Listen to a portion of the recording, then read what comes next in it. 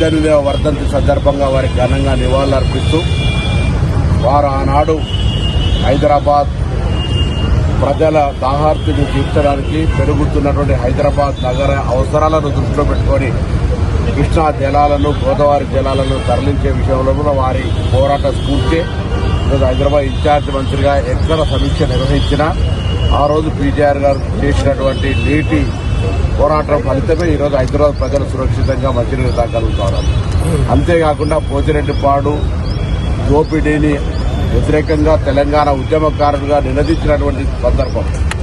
PGR గారు కాంగ్రెస్ వ్యవస్థాపక దినోత్సవం రోజు వారి తుది శ్వాస విడిచినారు. వారికి కాంగ్రెస్ పార్టీ కార్యకర్తగా, కార్మిక నాయకుడిగా, మేము విద్యార్థి సంఘ మహేష్ కుమార్ గౌడ్ రాష్ట్ర ఎన్ఎస్సీ అధ్యక్షుడు, జిల్లా ఎన్ఎస్సీ అధ్యక్షుడు ఉన్నప్పటి నుంచి కూడా అనేక సందర్భాల్లో మరి విద్యార్థి సంఘ రాజకీయాలకు కూడా వారు స్ఫూర్తి తీసుకునే వాళ్ళం.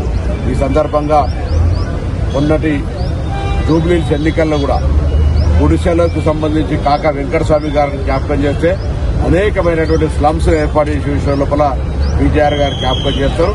మరి అటువంటి ఒక కష్టజీవి, కార్మిక జీవికి ఈ సందర్భంగా శ్రద్ధాంజలి ఘటిస్తాం.